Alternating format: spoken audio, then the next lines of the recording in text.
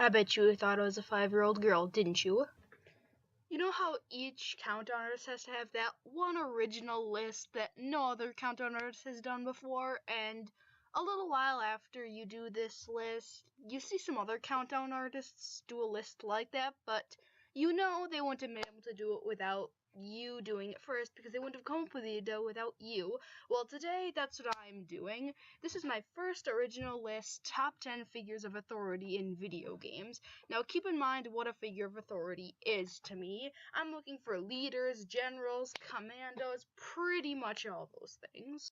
I'll be judging them based on character, design, their minions, and how much they contribute to the game. Also, I haven't played Mass Effect, so Commander Shepard won't be on here. But with that said, let's get started. What?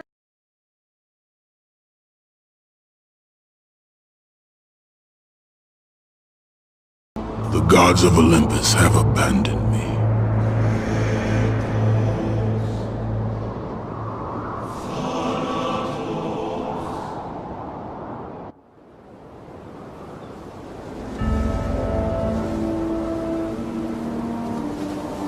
Now there is no hope.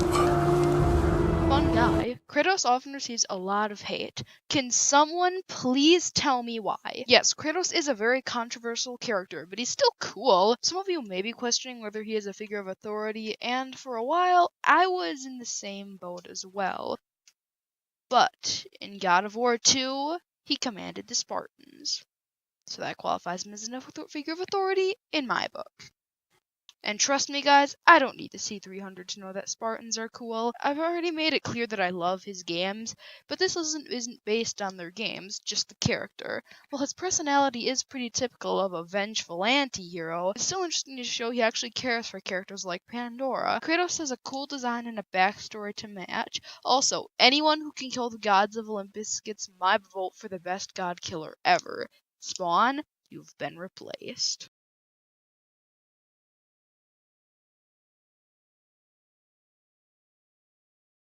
Shao Kahn.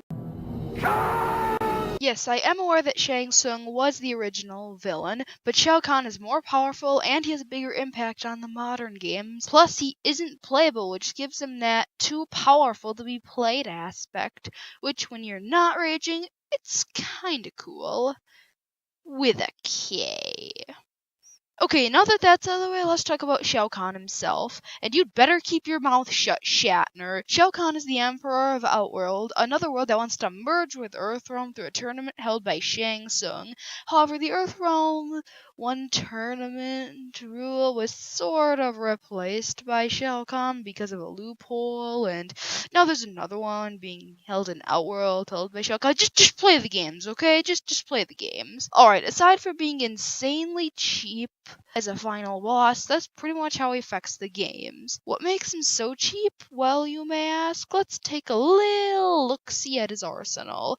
He has a crap ton of magic, and he has a crap ton of brawn in case he needs to pummel you. He has a massive magic wall that can materialize out of thin air to smash whoever he needs, and to hit stun whoever he needs. But he can also throw energy spears which hurt like a mother. But that's not even his deadliest ranged attack. In Mortal Kombat 3, you gain the ability to shoot energy balls, and I am not kidding when I say they're easily the deadliest projectile in the game. Let's take a look at how big he is now.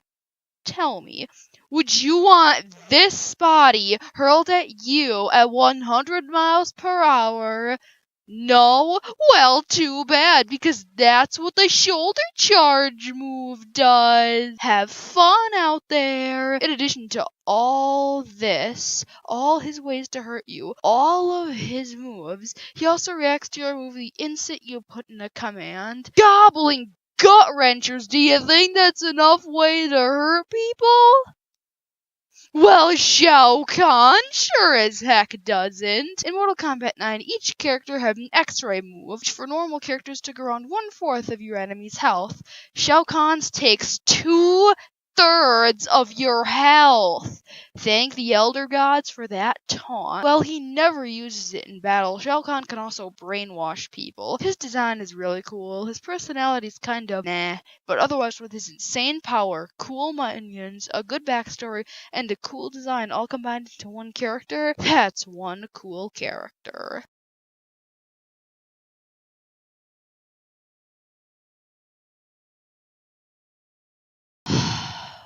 Just why, Nintendo? Remember last episode when I was talking about Donkey Kong 64 and I mentioned King K. Rool? Well, now it's time to talk about him. King K. Rool has gone through many gimmicks over the years. Think of him as the Roger from American Dad, only, unlike Roger, he has an army of various anthropomorphic crocodiles at his command, as well as knowing quite a bit of magic, and having a few ways to hurt you. Not as much as Shao Kahn, mind you, but still quite a bit. In addition to all this, he's a genius. It may not seem like it at first glance, but this guy is probably one of Nintendo's darkest villains. I mean, come on, stealing bananas from monkeys so that they will starve to death?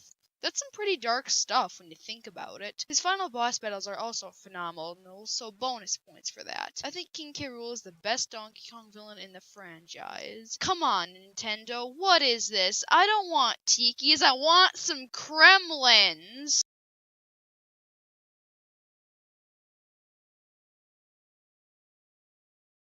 Here at number 7, we've got the main villain of the Sonic the Hedgehog franchise, Dr. Robotnik / Dr. Eggman. Eggman is an egg-shaped mad scientist with an out-of-control mustache and a big ol' awesome smile. He used to be intimidating, but now he's mostly there for comic relief.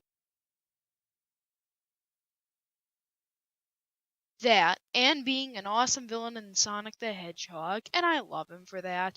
Probably the coolest thing about Eggman is how versatile he is, for lack of a better word. This guy's had so many machines and so many plans that counting them all would be like trying to count skin scales under a microscope. Yeah, wouldn't be easy. Honestly, the really cool thing about this concept is that since he's a genius mad scientist but isn't meant to be taken too seriously, it means he can unleash almost anything robotical. In fact, some things he uses aren't even mechanical, like perfect chaos. Or sometimes he uses machines to enhance the capabilities of some of the creatures he plans to use against Sonic, like the Time Eater. Sometimes he uses the abilities of creatures to build himself new robots and bases like Dark Gaia. Screw Dr. Wily, this is the best mad scientist in gaming.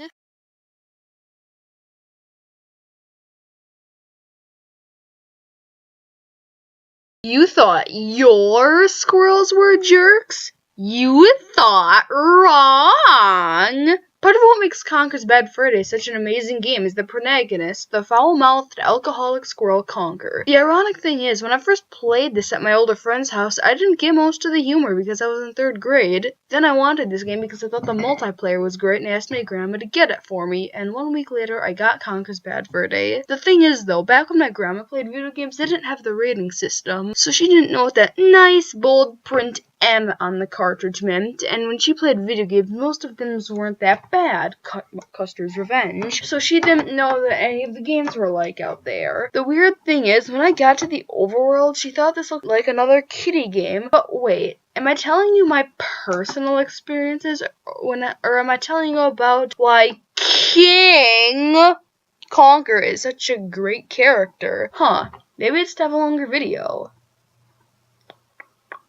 I don't know. Alright, let's talk about Conker himself. The poor guy goes through hell after he wakes up after having a few too many— Wait a second, I'm not making that joke again! Anyway, he wakes up in a field the next day, and he goes through a hangover, and then he runs from evil wasps, and then he goes to Dungland, and then from there to a farm place, to a safe, to a tower, then to a terrifying chase scene, to a dinosaur land, and honestly,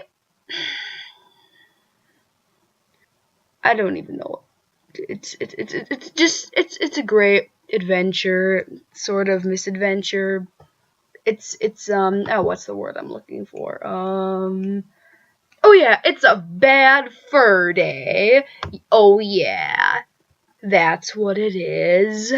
The strange thing is though, Conker for the most part is pretty chill through all this. You know, when he isn't running for his life. But when he is chill, he can deliver some jokes that make you cringe and laugh at the same time. But at the end of this, he isn't happy or a smart aleck at all. You see, after a tragic event, he is king, but he doesn't want to be. He just wanted to go home, and that's all. It's kinda sad when you think about it.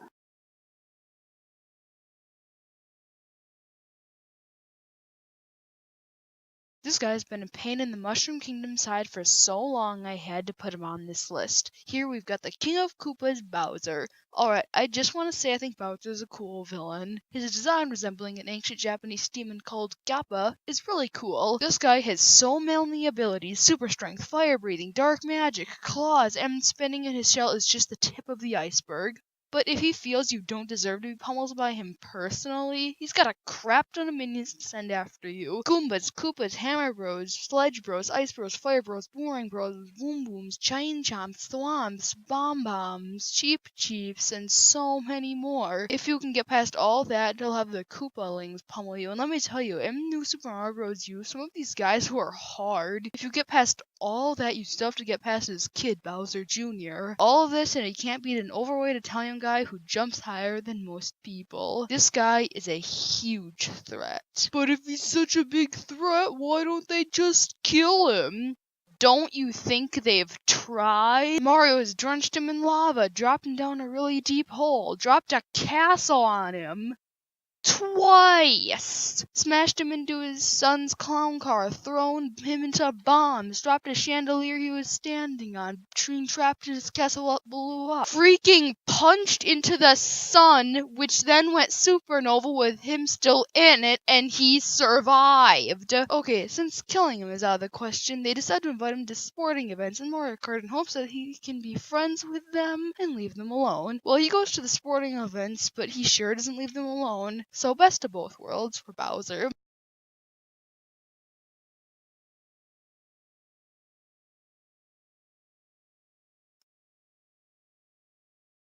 know, in the time that's past the 20th century and the crypto century, I've actually seen very much of it. Probably should have gone back and changed that one, huh? Okay, you probably won't know who this next guy is since he's from an obscure gem on the PS2. Normally I would say his name right now, but he doesn't even have a name. He's just called the Spartan. Now before I go on, I will be spoiling the story of a game called Spartan Total Warrior because it's so obscure that you probably won't even want to play it. Now, I will let Ares explain his origins. You are the son of Aphrodite's handmaid, the handmaid that meddled in the affairs of the gods. The same handmaid who revealed my affair with Aphrodite to her husband. The handmaid I killed before being banished by my fellow gods. And all this time, I've been waiting to complete my revenge on you. But you were hidden from me. For your safety, all knowledge of your past was erased, including your name, and you were placed with the warrior people of Sparta. Of course, the pantheon of gods suspected I would seek revenge, and thus blessed you with immortal powers and great warrior skills for your protection. The reason he is a figure of authority is that he takes a small army of Spartans with him on his quest to destroy the Roman Empire. Anyway, this guy's like Kratos, only with more personality. His look changes as you progress through the game, which is cool. I really enjoyed playing as this character, and I wish his game got more attention.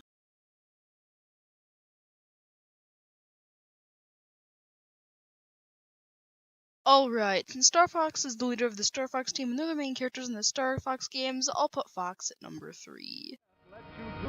There, I said it. I like Star Wolf more than Star Fox. Now let me explain why. Yes, Fox does have a bigger impact on the games, but other than that, I think Wolf is a cooler design, is more interesting, and he's a frickin' wolf. He debuted in a game called Star Fox 2, which was never released. He sees Fox as a rival, but respects his skill. His quotes are really memorable, too. The fights with him and his team are phenomenal. So that just leaves one question. Why was he left out of Super Smash Bros. For the Wii U?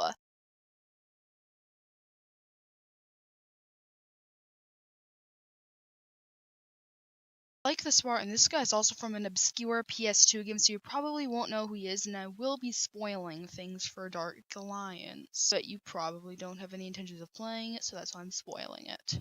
because it's so obscure. At the beginning of Baldur's Gate Dark Lines, you're knocked out by two thieves when their leader comes in. After he says his first line, you know this guy is going to be a tool. The thieves and their leader, his name is Karn by the way, are chased off by the town guard before they can kill you. You decide to track them down and get your gold back, but you find out they were part of a massive thieves guild that's taken up root in Baldur's Gate, and Karn is the second in command in the guild right beneath Xantum. As you progress through the game, you see cutscenes of Karn talking with Xantum as well as some of his other minions. So after a while, you get to the part where you finally go after the Thieves Guild, and after cutting down the whole guild and going through the whole complex, you reach a save point, and beyond that is a long hallway. As you walk down the hallway, you are shaking with anticipation, thinking, this is it. I'm finally going to fight Karn. And as you see the hallway coming to an end, leading to a large room, you are super pumped to take this guy on. Then, as anticipated, you see him in the room guarding the door to Xantum's throne room. As you talk to him, you are super pumped. And his sarcastic attitude and snide quotes get you even more so. And when the fight comes, it's satisfying as hell. But let me tell you, Karn knows how to fight. He can use that huge sword of his to hack you. He can throw knives at his suit at you. He can teleport somehow. And he has quite a bit of health, so beating him won't be easy.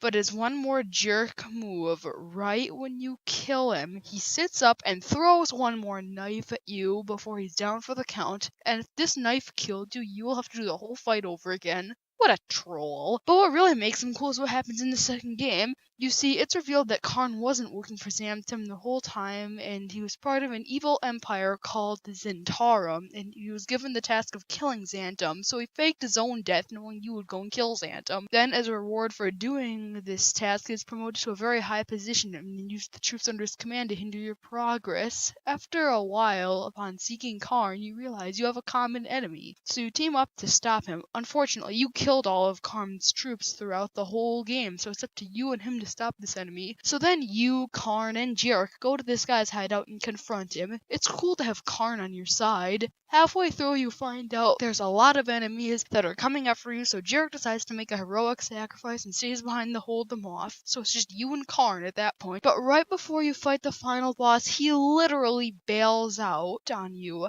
I kid you not. After that, he is never heard from again. It's a shame that he didn't make Dark Alliance 3. I would love to see this guy make a return.